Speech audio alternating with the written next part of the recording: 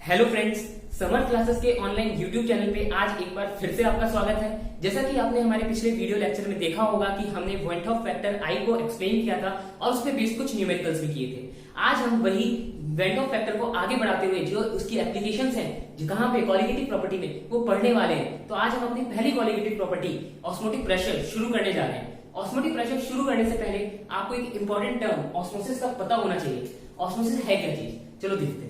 Spontaneous flow of solvent particle through semi permeable membrane.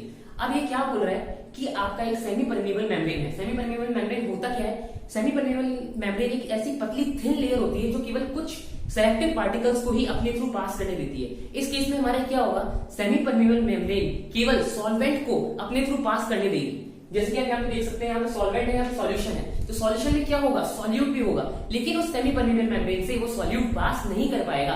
केवल कौन से पार्टिकल्स पास कर पाएंगे? केवल सॉल्वेंट पार्टिकल्स उसके थ्रू पास कर सकते हैं। तो सेमी परमेबल मेम्ब्रेन क्या होती है? सेलेक्टिवली परमेबल मेम्ब्रेन भी इसे बोलते हैं। क्या करते हैं? मतलब सेलेक्टिवली किसी पार्टिकल को ही उसके थ्रू पास करने देती है। बाकी सेलेक्टिवली जो पार्टिकल पास नहीं कर सकते, एक सेट ऑफ पार्टिकल्स के थ्रू पास हो सकते हैं, एक सेट ऑफ पार्टिकल्स के थ्रू पास नहीं हो सकते। तो ऐसी टाइप की मेम्ब्रेन, ऐसी पतली थिन लेयर को हम बोलते हैं सेमी परमेबल मेम्ब्रेन। तो सेमी परमेबल मेम्ब्रेन का समझ आ गया। अब ये बोल रहा है कि स्पॉन्टेनियस फ्लो, तो जो फ्लो होता है आपका स्पॉन्टेनियस होगा, अचानक होगा, क्योंकि एक तरफ सॉल्वेंट है, एक तरफ सॉल्यूशन है, या फिर एक तरफ कंसंट्रेटेड सॉल्यूशन है, एक तरफ डाइल्यूट सॉल्यूशन है। तो ये स्पॉन्टेनियस फ्लो जो होता है आपका सॉल्वेंट पार्टिकल का है। पहले ही बोलते हैं सॉल्वेंट पार्टिकल, क्योंकि सेमी परमेबल मेम्ब्रेन से क्या पास कर सकता है? केवल हमने क्या बोला? सॉल्वेंट पार्टिकल पास कर सकता है। तो ये स्पॉन्टेनियस फ्लो सॉल्वेंट पार्टिकल का सेमी परमेबल मेम्ब्रेन के थ्रू जो होता है, इसको हम क्या बोलते हैं? ऑस्मोसिस बोलते हैं। इस प्रोसेस को हम बोलते हैं ऑस्मोसिस। तो अब देखते हैं ऑस्मोसिस की डायरेक्शन क्या होगी, किस तरफ से किस तरफ जाएगा। तो ये आपका सॉल्वेंट है, ये आपका सॉल्यूशन है। सॉल्वेंट क्या है? मान लीजिए प्योर वाटर है, और इसमें क्या है? NaCl plus water. तो यहाँ क्या है? नमक का पानी, यहाँ क्या है? प्योर पानी। तो इस केस में डायरेक्शन क्या होगा? देखो, अब सेमी परमेबल मेम्ब्रेन है, वो इधर वाले पानी है, उधर वाले पानी में ऐसे तो डिस्टिंग्विश करेगी नहीं, लेकिन क्या होगा? आपका जो फ्लो होगा वो दोनों तरफ से होगा। सॉल्यूशन की तरफ से भी कुछ फ्लो होगा और सॉल्वेंट की तरफ से भी फ्लो होगा, लेकिन जो सॉल्वेंट की तरफ से फ्लो होने वाला है उसका अमाउंट ज्यादा होने वाला है। क्यों? क्योंकि ये क्या है? अगर आप इसको देखें तो इसको क्या बोल सकते हैं? ये एक डाइल्यूट सॉल्यूशन है कंपेयर टू दिस सॉल्यूशन, क्योंकि यहाँ पे क्या है? सॉल्यूट की कंसंट्रेशन क्या है? 0 है। यहाँ पे सॉल्यूट की कुछ कंसंट्रेशन होगी, तो ये क्या हो गया? डाइल्यूट सॉल्यूशन हो गया कंपेयर टू दिस। तो ये क्या हो गया? कंसंट्रेटेड सॉल्यूशन हो गया। तो इससे आपको क्या पता लगा? फ्लो तो दोनों तरफ ही होगा। पानी इधर का है, जो भी आपका सॉल्वेंट है इधर का इधर भी जा रहा होगा, इधर का सॉल्वेंट भी इधर जा रहा होगा, लेकिन जो नेट फ्लो होगी, मतलब इधर वाला जो अमाउंट होगा वाटर का वो इधर ज्यादा आ रहा होगा। तो जो नेट फ्लो होगा वो होगा सॉल्वेंट टू सॉल्यूशन। तो हम यहाँ पे लिख सकते हैं नेट फ्लो केस में क्या आया? Solvent to solution. तो ये आने वाला है हमारा नेट फ्लो, जबकि फ्लो तो हमारा दोनों डायरेक्शन में हो रहा है। तो सेम चीज, जहां पे सॉल्यूशन कंसंट्रेटेड है और डाइल्यूट है, तो ध्यान रखिए यहाँ पे क्या बोला था? सॉल्वेंट क्या था हमारा? डाइल्यूट सॉल्यूशन था, और सॉल्यूशन क्या था हमारा? कंसंट्रेटेड सॉल्यूशन था।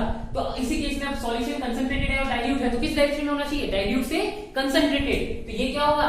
इधर से भी कुछ फ्लो हो रहा होगा और इधर से भी कुछ फ्लो हो रहा होगा, लेकिन डाइल्यूट से जो फ्लो हो रहा होगा उसका अमाउंट ज्यादा होगा। तो यहाँ पे नेट फ्लो हमारी आई डाइल्यूट टू कंसंट्रेटेड।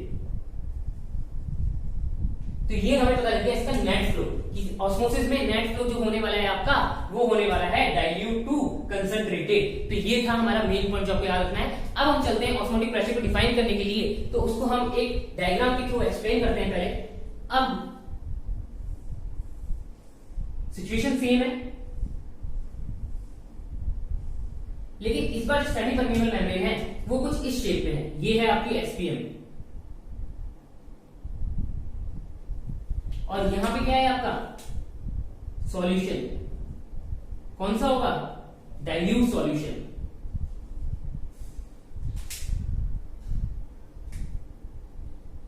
यहां पे आपका है डाइल्यूट सॉल्यूशन। तो दूसरी तरफ क्या होगा? Concentrated solution.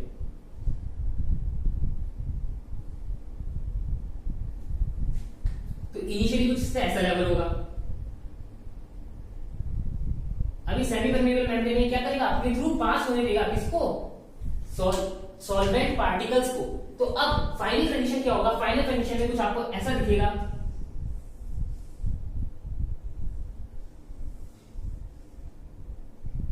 जो आपका एक कंसंट्रेटेड सॉल्यूशन है इसकी हाइट बढ़ जाएगी। क्यों? क्योंकि नेट फ्लो हमारा क्या हुआ होगा? डाइल्यूट से कंसंट्रेटेड।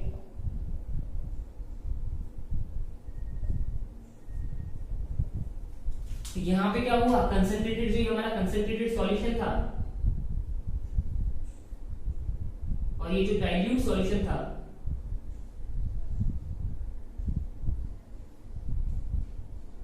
कंसंट्रेटेड सॉल्यूशन का क्या हुआ, यहां पे देखिए हाइट बढ़ गया, ये मान लीजिए कुछ h हाइट से इंक्रीज किया, ये h हाइट से इंक्रीज हुआ। अब ये क्या हुआ, इक्विलिब्रियम पोजीशन आ चुकी है। इक्विलिब्रियम पोजीशन पे क्या होगा, जितना फ्लो इधर से हो रहा होगा उतना ही फ्लो हमारा कंसंट्रेशन से भी, कंसंट्रेटेड सॉल्यूशन से भी हो रहा होगा। मतलब डाइल्यूट से जितना कंसंट्रेटेड सॉल्यूशन में जा रहा है उतना ही कंसंट्रेटेड सॉल्यूशन से डाइल्यूट सॉल्यूशन में आ रहा है। मतलब फ्लो रुका नहीं है, लेकिन फ्लो क्या हुआ है, इक्विलाइज हो गया है, जितना इधर से आ रहा है उतना उधर से जा रहा है। मतलब क्या हो गया, इक्विलिब्रियम अचीव हो गया है, इक्विलिब्रियम अचीव हो गया और ये कुछ हाइट से x से राइज कर गया है। तो हमारा ऑस्मोटिक प्रेशर, जिसे हम रिप्रेजेंट करते हैं पाई से, वो यहाँ पे हो जाता है h into density into gravity, h d g। तो ये हो गया आपका rho into height into gravitational force. तो रो लिख सकते हैं हम हाइट इंटू जी। तो ये आ गया हमारा ऑस्मोटिक प्रेशर। तो अब ऑस्मोटिक प्रेशर को आप कैसे डिफाइन कर सकते हैं, ऑस्मोटिक प्रेशर को आप ऐसे डिफाइन कर सकते हैं, at equilibrium position. Equilibrium position कब आएगी, जब नेट फ्लो क्या हो गया, जीरो हो गया, pressure exerted by the height of increase solution. मतलब जो कंसंट्रेटेड सॉल्यूशन ने जो हाइट इंक्रीज की है, इस पे जो प्रेशर अप्लाई हो रहा है वो होता है आपका ऑस्मोटिक प्रेशर। मतलब अब इसको लिखें तो कैसे लिख सकते हैं, ऑस्मोटिक प्रेशर को अगर डिफाइन करें,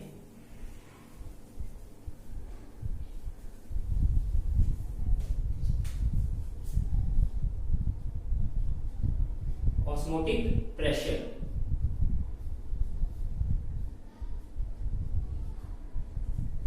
तो क्या होगा, यहां से देखिए, अगर आप सिंपली देखिए डेंसिटी इंटू हाइट इंटू जी, तो ये क्या हो गया, क्या हो रहा है, ये प्रेशर एक्सर्ट कर रहा है, कौन, ये हाइट किसकी, कंसंट्रेटेड सॉल्यूशन की। तो कब डिफाइन कर रहे हैं, सबसे पहले एट इक्विलिब्रियम, सबसे पहले क्या लिखा, एट इक्विलिब्रियम। इक्विलिब्रियम जब अचीव हो गया, मतलब नेट फ्लो आपका क्या हो गया, रुक गया है, इधर से जितना पानी आ रहा है उतना ही इधर से आ रहा है, तो आपका क्या हुआ, नेट फ्लो रुक चुका है। तो जब आपका इक्विलिब्रियम अचीव हो जाए तो pressure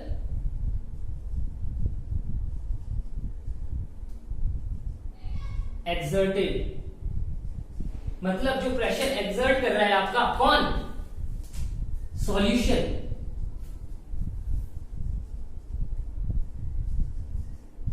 pressure exerted by the concentrated solution, solution यहां पे कंसंट्रेटेड भी लिख सकते हैं आप, क्योंकि हमने यहाँ पे डाइल्यूट लिया है। अगर यहाँ पे हमने सॉल्वेंट लिया होता तो केवल सॉल्यूशन भी लिख सकते थे, तो यहाँ क्या लिखेंगे, कंसंट्रेटेड सॉल्यूशन, किस पे, सेमी परमेबल मेम्ब्रेन के ऊपर। तो ऑन एसपीएम, तो जो प्रेशर यहाँ पे एक्सर्ट कर रहा है उसे हम क्या बोलते हैं, इज कॉल्ड ऑस्मोटिक प्रेशर।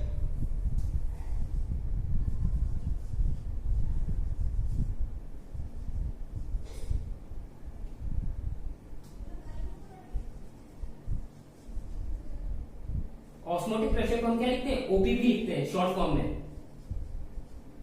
तो आपको पता लगेगा क्या हुआ, प्रेशर जो कि हमारा ये इंक्रीज हाइट हुई है, ये जो हाइट इंक्रीज होने की वजह से जो प्रेशर एक्सर्ट हो रहा है उसको हम क्या बोलने वाले हैं, ऑस्मोटिक प्रेशर बोलने वाले हैं। वो अगर आप दूसरे टर्म्स में बोले इसको कैसे बोल सकते हैं, वो प्रेशर, जब इतना प्रेशर हम अप्लाई करें कि हमारा जो नेट फ्लो ऑफ डायरेक्शन है वो कुछ ना रहे, जीरो हो जाए, नेट फ्लो क्या हो जाए आपका, जीरो हो जाए, या फ्लो जो है आपका जितना डाइल्यूट से है उतना ही कंसंट्रेटेड से आ जाए, उतना प्रेशर अप्लाई करें तो क्या होगा, हमारा ऑस्मोटिक प्रेशर अचीव हो गया। इसको अगर हम दूसरे डायग्राम से समझे तो अच्छे से समझ आएगा।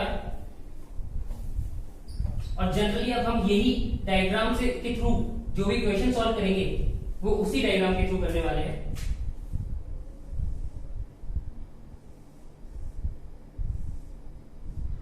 यहां पे आपकी कुछ है सेमी परमेबल मेम्ब्रेन, एसपीएम।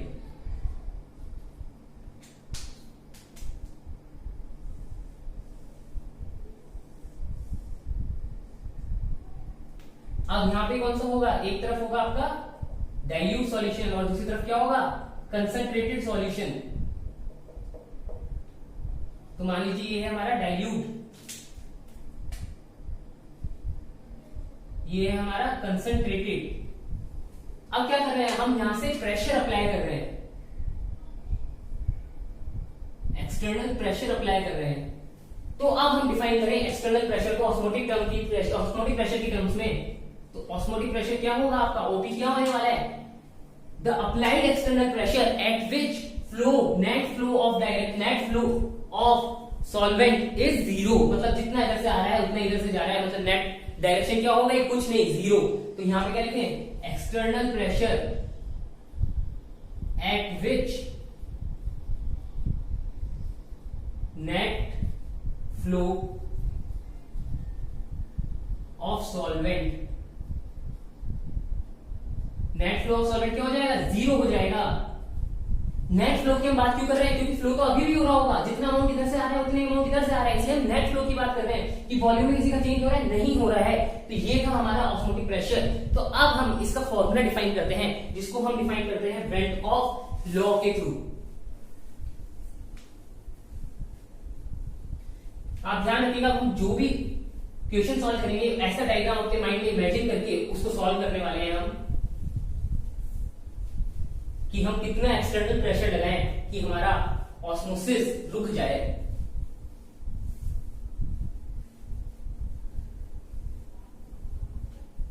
तो चलो इससे एक चीज और देखते हैं इससे पहले। एक टेबल है प्रेशर की, एक्सटर्नल प्रेशर है और डायरेक्शन आपको बतानी है क्या होगी। अब मैंने बोला एक्सटर्नल प्रेशर क्या है आपका, एक्सटर्नल प्रेशर P एक्सटर्नल अगर लेस देन है OP से तो क्या होगा, P एक्सटर्नल अगर इक्वल टू OP है तो क्या होगा, और P एक्सटर्नल अगर ग्रेटर देन OP है तो क्या होगा। ये तीन केसेस हैं जो आपको बताने हैं यहाँ पे क्या होने वाला है। तो थोड़ा सोचिए क्या होने वाला है, P external less than osmotic pressure, मतलब आपने प्रेशर तो अप्लाई किया है लेकिन वो क्या है, ऑस्मोटिक प्रेशर से कम है, तो क्या होगा भाई, फ्लो तो होगा, किस डायरेक्शन में होगा, डाइल्यूट से कंसंट्रेटेड, डाइल्यूट सॉल्यूशन से आपका मूव करेगा कंसंट्रेटेड सॉल्यूशन में। तो ये क्या था, जब आपने प्रेशर अप्लाई किया लेकिन वो प्रेशर क्या हो गया, ऑस्मोटिक प्रेशर से कम रह गया, तो यहाँ पे आपका फ्लो आ गया डाइल्यूट से कंसंट्रेटेड। अब आपने प्रेशर अप्लाई किया वो किसके इक्वल आ गया, ऑस्मोटिक प्रेशर के इक्वल आ गया, तो आपका यहाँ क्या होगा, नेट डायरेक्शन क्या होगी, कुछ भी नहीं, जीरो, कोई डायरेक्शन नहीं है, यहाँ पे कोई नेट फ्लो नहीं है। तो यहाँ पे हम क्या बोल सकते हैं, नो नेट फ्लो। अब जब फ्लो नेट फ्लो ही नहीं है तो उसकी डायरेक्शन क्या होने वाली है, कुछ नहीं, जब है ही नहीं तो उसका क्या होगा। अब आपने मान लीजिए जो ये प्रेशर है ये क्या किया, ऑस्मोटिक प्रेशर से ज्यादा लगा दिया, मतलब ऑस्मोटिक प्रेशर रिक्वायर्ड था 2 atm, आपने लगा दिया 3 atm, तो अब क्या होने वाला है, अब क्या होगा, ये जो आपको ऑस्मोसिस हो रहा था वो उल्टा हो जाएगा, कंसंट्रेटेड से डाइल्यूट आने वाला है, कंसंट्रेटेड सॉल्यूशन से जो आपका सॉल्वेंट है वो डाइल्यूट में मूव करने वाला है। इस कंडीशन को हम बोलते हैं RO, रिवर्स ऑस्मोसिस, जो आपके घर के RO में यूज होता है। इसमें क्या होता है, घर के RO में क्या होता है, आपका डाइल्यूट क्या होगा, प्योर वाटर मिलता है, और आपका कंसंट्रेटेड सॉल्यूशन कौन सा होता है, गंदा पानी जिसमें बहुत सारी इंप्योरिटीज होती है, तो उसमें यही RO, रिवर्स ऑस्मोसिस का कंसेप्ट यूज होता है।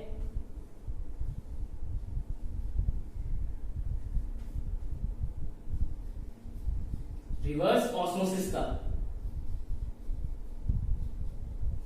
ऑस्मोसिस क्यों बोल रहे हैं, क्योंकि ऑस्मोसिस हमारा क्या बोलता है, डाइल्यूट से किसमें जाओ, कंसंट्रेटेड में। रिवर्स ऑस्मोसिस क्या बोल रहा है, प्रेशर इतना अप्लाई कर दो कि कंसंट्रेटेड से सॉल्वेंट हमारा किधर मूव करने लग जाए, डाइल्यूट की तरफ मूव करने लग जाए, तो इसलिए हम इसको बोल रहे हैं reverse osmosis.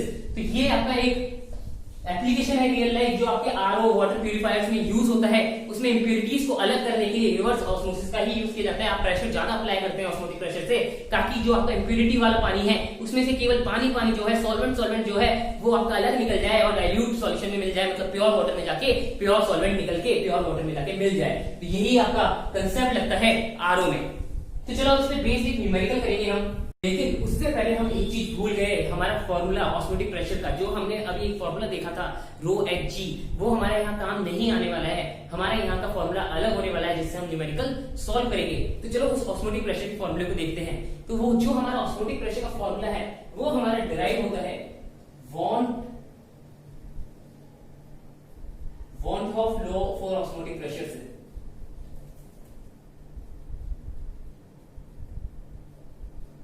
Want Hoff law for osmosis,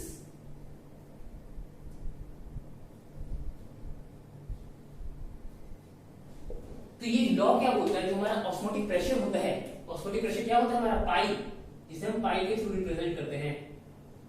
तो ये बोलता है कि जो हमारा पाई है वो डायरेक्टली प्रोपोर्शनल है किसके, आपके कंसंट्रेशन के। सी क्या है, कंसंट्रेशन। साथ ही ये क्या बोलता है, जो आपका पाई है ऑस्मोटिक प्रेशर है वो डायरेक्टली प्रोपोर्शनल है टेम्परेचर के भी। तो ये दो डिपेंडेंसी आपको बताता है, डायरेक्ट प्रोपोर्शनलिटी आपको बताता है कौन, van't law for osmosis. तो इसको दूर करने के लिए जो इक्वलिटी साइन आता है और जो हमारी इक्वेशन बनती है फाइनली, तो वो हमारी आती है पाई ICRT। तो ये हमारा फॉर्मूला निकल के आता है इसका, ऑस्मोटिक प्रेशर का। पाई क्या है, ऑस्मोटिक प्रेशर OP। आई क्या है, वॉन हॉफ फैक्टर।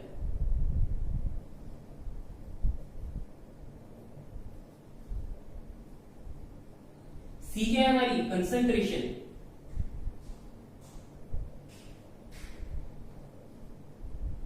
टी क्या है, टेम्परेचर।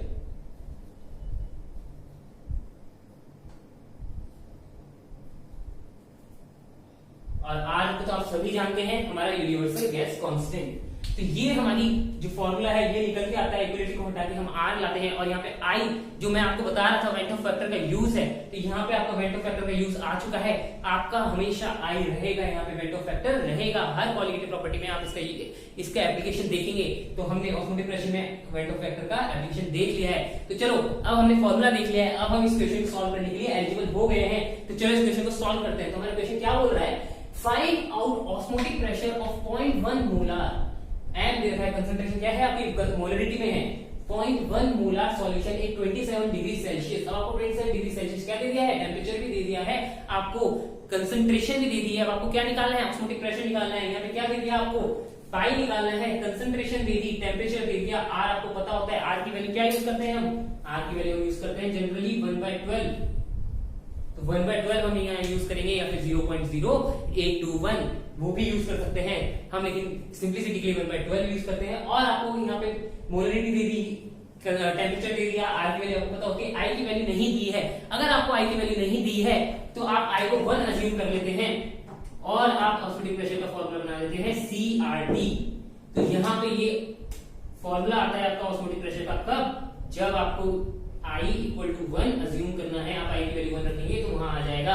अब यहाँ पे I की वैल्यू हमने 1 क्यों अज्यूम की, यहाँ पे हमें कोई इंफॉर्मेशन नहीं है कि सॉलिड कौन सा है। अगर हमें सॉलिड NaCl दिया होता तो हम I2 ले लेते, क्योंकि NaCl किसमें डिकम्पोज होने वाला था, Na+ और Cl- के। लेकिन यहाँ पे हमें NaCl या सॉल्यूट के बारे में कोई इंफॉर्मेशन नहीं है, कोई इंफॉर्मेशन नहीं है, तो हम मान रहे हैं कि I हमारा क्या होने वाला है, 1 होने वाला है। तो अब 1 होने, हमने इसको 1 मान लिया है, तो उसको सॉल्व करना है नॉर्मल सीधा सा। जो हम सॉल्यूशन देखेंगे फर्स्ट पार्ट का क्या होने वाला है, ऑस्मोटिक प्रेशर पूछा है, आई की वैल्यू क्या मान ली 1, तो CRT हमारा फॉर्मूला बचा। C पता है कितना है 0.1, लिख लो। R कितना 1/12, टेम्परेचर कितना 27, नहीं टेम्परेचर हम हमेशा किसमें लेते हैं, केल्विन में। तो 27 नहीं होगा, क्या होगा 273 + 27, तो कितना आ गया आपका ये 300 यहाँ पे आपका टेम्परेचर आया है। इसको जब आप सॉल्व करेंगे तो ये आया आपका 30/12, 5/2 which is 2.5 atm। तो आपको पता लग गया कि जो आपका ऑस्मोटिक प्रेशर आ रहा है यहाँ पे वो है 2.5 atm की।